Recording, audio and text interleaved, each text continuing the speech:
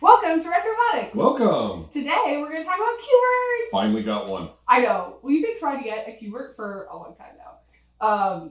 It's been tough, and we'll get into that in a little bit. But yeah. First, let's talk about why we actually wanted this game.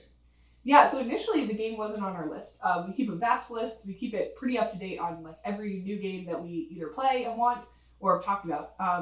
And so the first time we actually played this was in an arcade that had not a very good version of Q Bert. I think it was just the joystick. So it wasn't, either it was like an 8-way or it was oriented wrong. So instead of this diagonal movement, it was actually like just upright left center. That or it was an 8-way or something. It was just like really messed up. Yeah, anyway, so we were playing it and also like we were kind of squished to a side because there was a Robotron really close to it and there was a very nice dad and son playing the Robotron, so we didn't want to disrupt them. So we're like coming at it from the edge and anyways, we were really bad.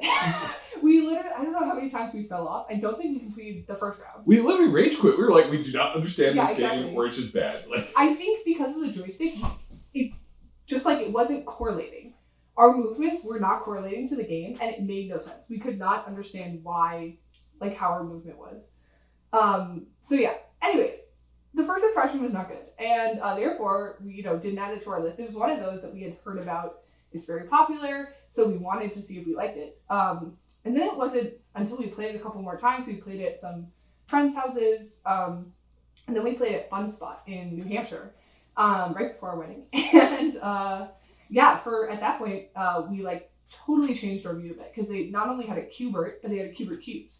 And I found out that I like Q Bert and I love Q Bert Qubes. And so, right, Q Bert has the gameplay style where you're kind of on this like Escher tower of cubes and you go down and you try to change each color of the top and you have these different kinds of combatants that can attack you and that's fun. And the thing is, again, we're not super good, so I think some of the later levels it would be more interesting to me where there's like you have to change them but you can't go back on them. I think those kind of elements would engage me more. We're just not good enough. We're not that good yet. So I think the general gameplay of Q Bert I enjoy, but I'm not like enthralled by. But Q Bert Qubes, different story.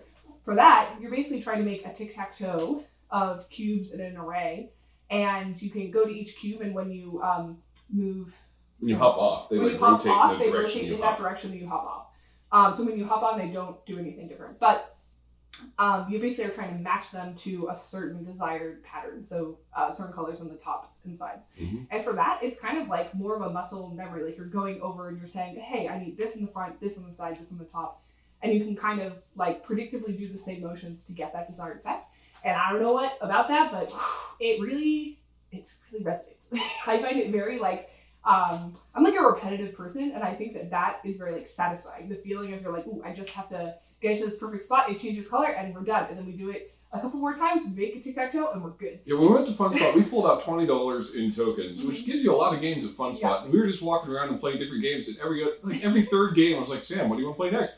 Cubes! So we went back to the Cubes machine. We played it, I think, for about, I feel like 50% of our games at Fun Spot were Cubes, and then about 50% everything else. Yeah, we definitely played the most. I think the next one we played the most was like Marble Madness, which is also very high. We played it like twice. No? We played it more than that. Maybe 3 times. Doesn't matter. But, yeah, so after that day, Q Bert Qubes was added, Q Bert was added to our list. We did look at the Q Bert Qubes. I don't like the side art as much. I really like Q Bert side art, and it's It's really cute. It's a well-designed cabinet.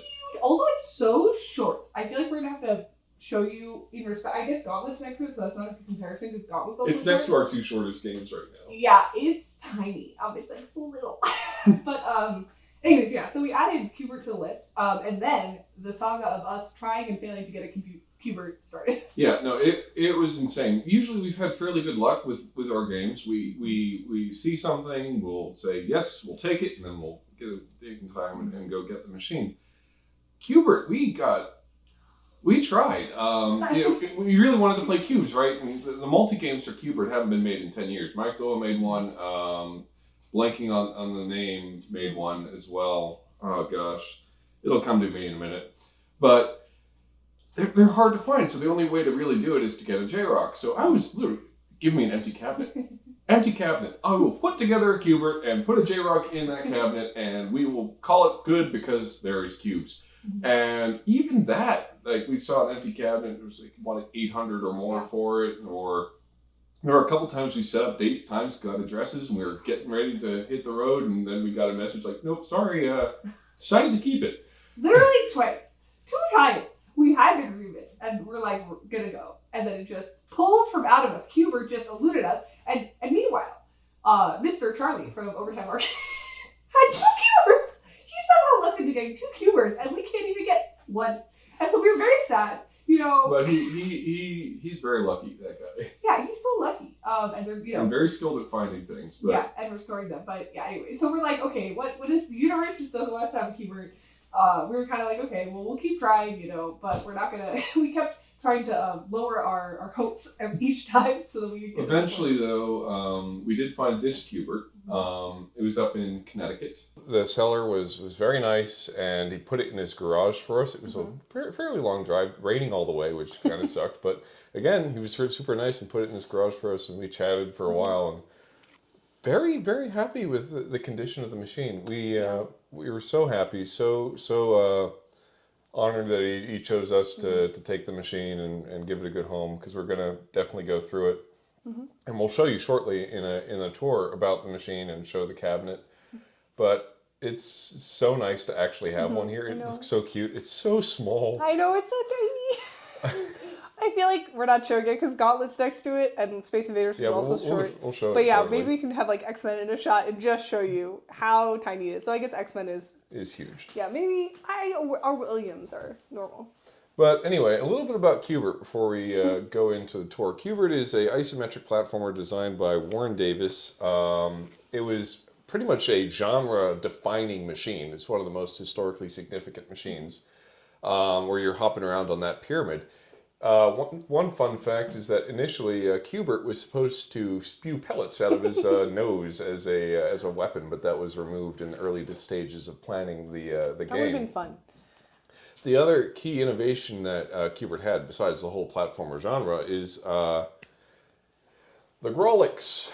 Q Bert's garbled speech is an artifact of the Vortex SCO1 chip on the main board, on the soundboard, and that is a chip that was famously terrible when you actually tried to use it to generate human speech. Look no further than Wizard of War for an example of how terrible that speech can be. But Q Bert's engineers really understood where the strength of this chip lies, and that is making gibberish. Exactly. So they turned the gibberish up to 11. And the way they did that is to make it generate random phonemes and also mess with the pitch and speed, generating absolutely absurd phrases that Q Bert says whenever Q Bert gets hit by an enemy or falls off the map. And there's actually only 2 times in the operation of Q Bert that it says real words, and that is when you turn the machine on, it'll go, "Hello, I'm turned on," and when you lose, it'll go, "Bye-bye."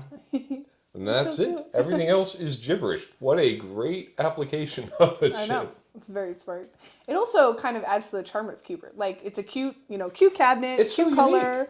Yeah, cute characters. Like another thing is this is the only arcade game I can think of that has a pinball knocker in it. Yeah. And it actually doesn't bother me, which is weird. 'Cause pinball knockers on pinballs terrify me. I hate when they make the sound. I just get like spooked because I'm not expecting it. But because it happens consistently when you fall off or you get the snake to fall off, it's like less jarring, and I think it's a little quieter. Yeah, it's definitely muffled by the cabinet, but it has this knocker, so when you fall off the map, it fires and makes a nice sound. And apparently, I can't verify this, but again, early in development for Q Bert, they were going to put a foam pad on the knocker to try to muffle the sound because I didn't feel like the harsh was a good example of hitting the ground. So they were going to put foam in, but it was removed because the foam was too expensive. That's funny. You haven't told me that one before. So that definitely was an interesting turn of events, right? Yeah. You would think foam would be in the budget, but a lot of things just got cut for cost. I don't know. I wonder if the stature of the cabinet is anything like that too. It's so small. Yeah, or maybe just again the cuteness factor. Because that's what you think about it. Like, there are certain characters who have persisted on, and like Q Bert. Q Bert is one of the most merchandised arcade characters ever. Hysterical. He appears in everything. He had his own TV show on was it Supercade? Yeah. It was the Q Bert show. He showed up in Pixels. He shows up Yeah. in just about every documentary related to arcade games Yeah. or any animated movie that has a single arcade character in it. There's Yeah. Q Bert. Yeah. Spewing So it Rolex. worked. It worked. But oh my god, I really want to get the like Halloween stuff for Qbert because like I don't know where that thing is where Qbert's the villain. Qbert.exe. Yeah, and that just sounds so funny. Like we've talked about it for other games. Like Donkey Kong has a Halloween mode. Was it something else or just Qbert? But I love the idea of having like extra spooky themed. Also, yeah, Qbert like with the snake cowering and hiding away is like pretty terrifying. So why don't we go ahead and give a tour of the machine, show you how a Qbert actually is put together, because it's quite over-engineered. All right, time to show how a Gottlieb cabinet is put together. Gottlieb, being a pinball company at the time, this was one of their earlier forays into arcade machines, tended to favor a multi-board approach versus a monolithic board like Atari would use. So in here we have the main board for Qbert. See, the multi-kit is sort of threaded through it. This is the soundboard. Right here is the legendary Fortrex SC01 speech chip. And then we have the linear power supply and the filter board. The filter board is known for causing all kinds of problems in Gottlieb games, as it was just there basically to prevent excess radio emission from the game. But as it turns out, that's not really a problem anymore. So a lot of people just actually remove these, but as long as it continues to work and we can fix it, we're going to keep it in here. The entire PCB set is actually mounted on a piece of MDF or something attached to a metallic background. So it's not directly on the back door, which I think is kind of interesting. Again, to reduce interference. Inside the cabinet, we have our monitor.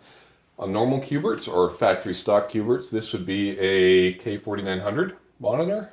This appears to be a K7000, so it's been replaced at some point in time. It needs work. We're going to have to recap it. It's not been done anything to in its time. The image is actually slightly too large as well. So the top and bottom of Qbert is getting cut off. So we're going to have to probably replace the width caps on the monitor as well to try to get that image shrunk a little bit so we can get the proper display. And down here in the base, we have the knocker for Qbert. So that's cool to see that this thing is still in here and is individually fused.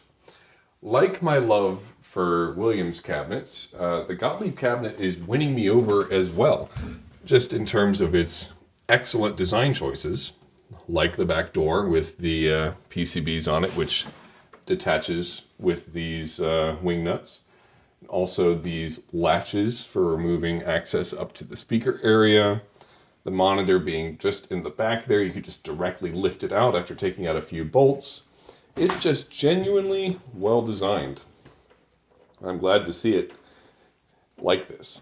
Although there are a couple of modifications over time, like this is not actually in its wiring grommet on the left because the monitor chassis is in a slightly different position, but these are all very small things that can be addressed. The only other major thing that we need to fix is that this cabinet does have an 8-way joystick on it in the front, and we've just ordered a Qbert joystick, an authentic original Qbert joystick.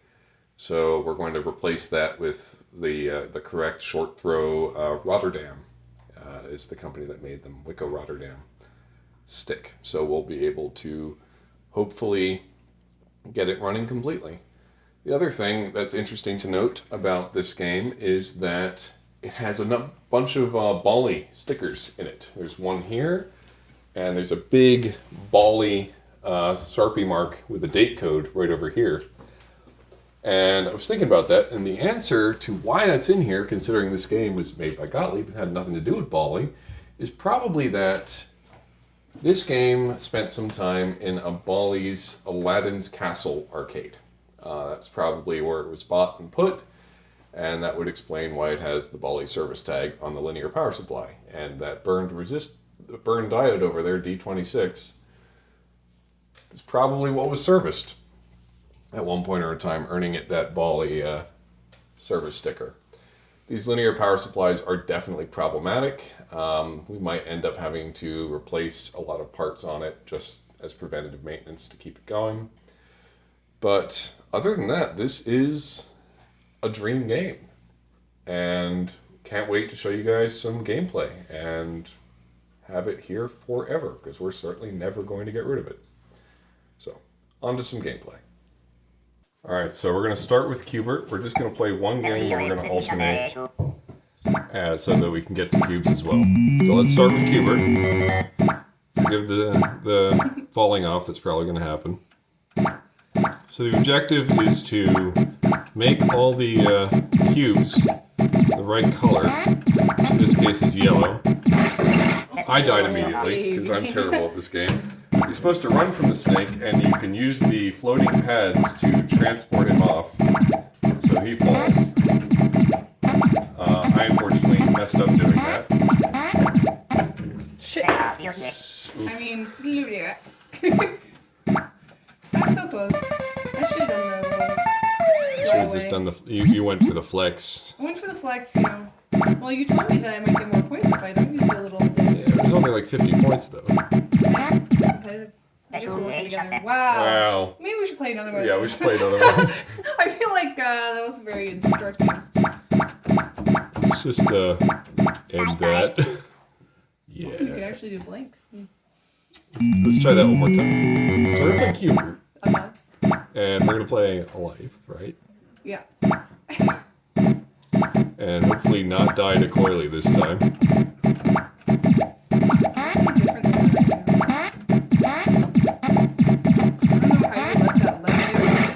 That would have really bothered me if I got all the way down there and I hadn't done that left.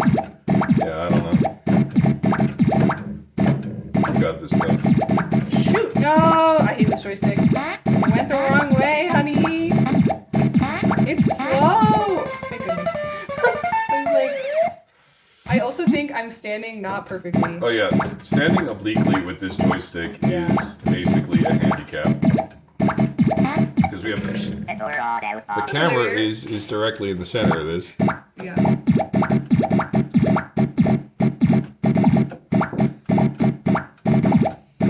Q Bert just makes me think of when I had computer-aided design. Now he'll drop off and you're gonna knock her. Nice. But you can like in CAD if you want to take a render or something and make a nice picture, you can like make it an isometric view. Yeah. It reminds me of this. It's just such a pretty, colorful game. Oh, we got Ugg and Wrong Way. I didn't like them. The first of our... I love them. They make such cool sounds with the Vortex chip. I don't even think... Oh, yeah, they jump on the spaces and they kill me there. Okay. We did a little bit better. So let's go to cubes, and Sam will show you what cubes is all about.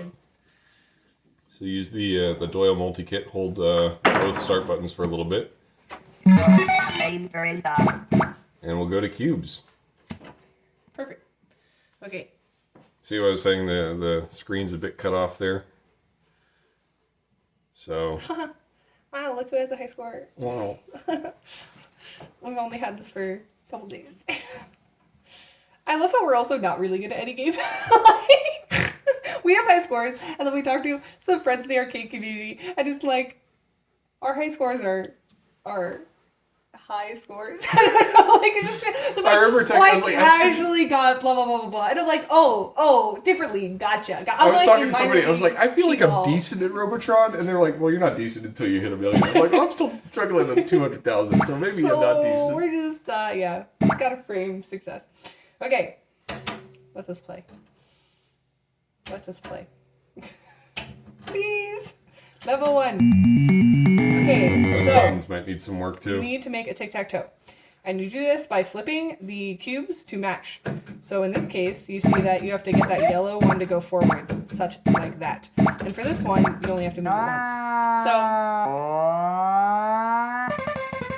it's pretty fun. The thing that can stink about this one is those little things can fall on you and kill you. So if you get lucky, like that one, that's the thing. Some of these, like, Wow, you just that get really, lucky. it just took some pity on you there. Yeah. Oh yeah, and if they're falling the color that matches them, they'll just fall right through the cube. Yeah.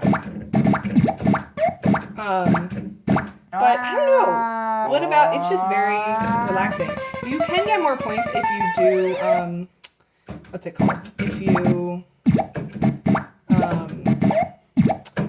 If the more things you flip over, you do get more points, but also you have more risk of dying. So. But if you do it faster, you get more bonus time for the bonus level. And this is where you can rack up points. Okay, Sam, gotta get in the zone. AutoZone. It's not bad. You sure you're not sponsored by AutoZone? I wish. Do you know? Remember how much money we spent on ratchet straps at AutoZone, honey? We've bought so many AutoZone ratchet strap sets because we'll forget them, and then we have to get an arcade, and we need more ratchet straps because you can never have enough ratchet straps. We also have like all the size. We have the really big chunky boys. Yeah. Holy crap, honey! You are so good at this bonus. Are you good at?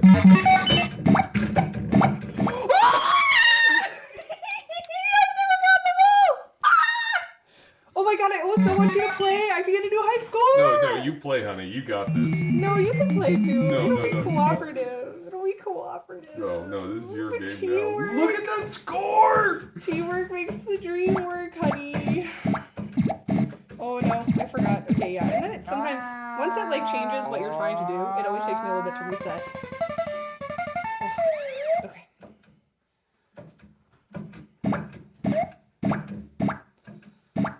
Purple. Okay. You got this, honey.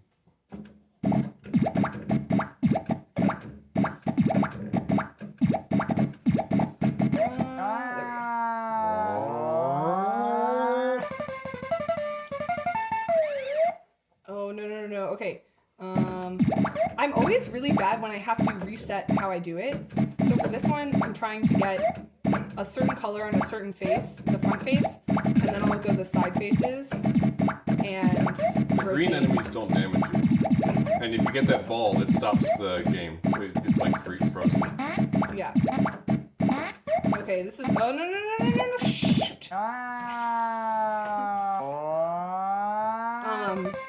Yeah, you told me that you can kill that rat if it jumps and then you jump off the cube you're on, so that the cube is rotating when the rat lands on it, it'll fall off.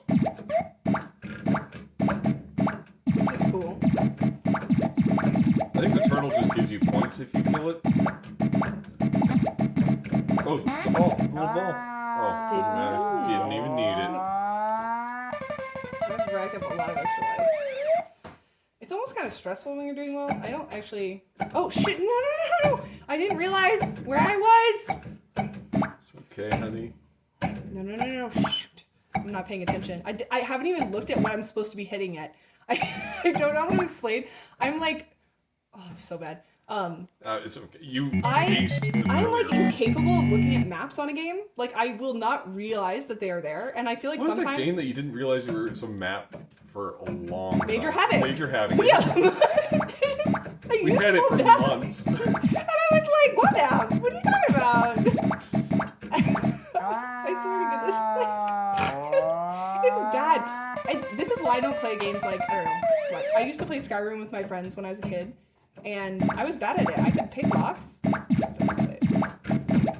I'm not a gamer. I mean, you're doing pretty well at cubes.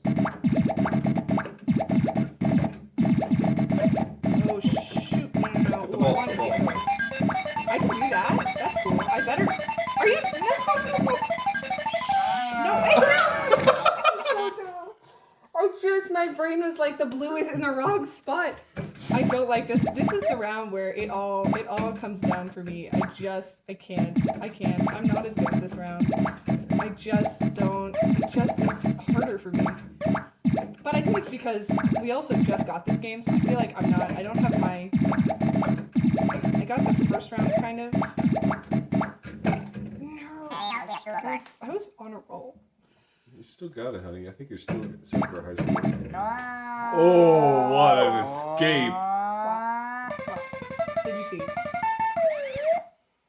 I feel like people are going to watch this and be like... Oh, those guys rotate cubes. Oh, no. Oh, goodness. I don't think I'm going to make this. We have skipped up, and I have beaten a level where it has those people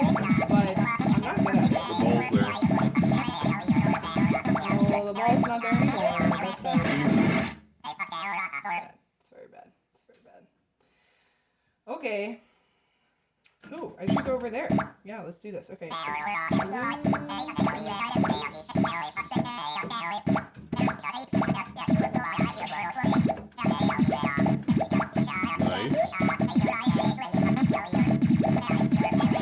Yes!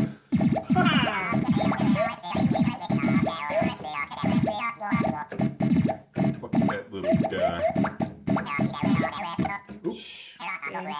I'm not going to beat my last high score. Well, also, that high score that I got was with... We, like, started at a higher level. Yeah. But still, this is a very, I mean, seeing that whole bonus completed, that was stunning. Thanks, honey. Stunning! We have this joke because we went on a date and we're like walking our dog, Ripley, like in a promenade sort of place. Some nice old lady stopped us and like, excuse me, but your dog is stunning. Stunning! And she said, we had a conversation with her. The amount of time she said stunning was crazy. It was multiple times. And that dog is currently sitting on my feet, chewing a stuffed arcade machine. But don't you know, she's stunning! Stunning. See, you kill that rat again. That's when you, well, if you go my way, you can. Rip. Did not Anyways, go your way. I did not get a new high score, but I have never gotten all of those extra points, so I feel good about that. That was pretty That's all. impressive. Glad we got that on camera. Yeah. Now I never have to be able to do it again. Bye. Bye. So cute. Oh, well, oh, you can't see the P in people. Yeah, I know. The screen needs work, and I will do that soon. But very happy that we have it. It's such a cool game. Yes. And yeah, this is never going anywhere. This is Nope. it's Staying gonna in our stay here home. now. Yes. Well, thank you for tuning in to Retrobotics. If you like the video, give it a like and subscribe. And we'll see you next time with more Q Bert as we restore it a little bit and get the right joystick and possibly do some more gameplay. Huzzah! Huzzah!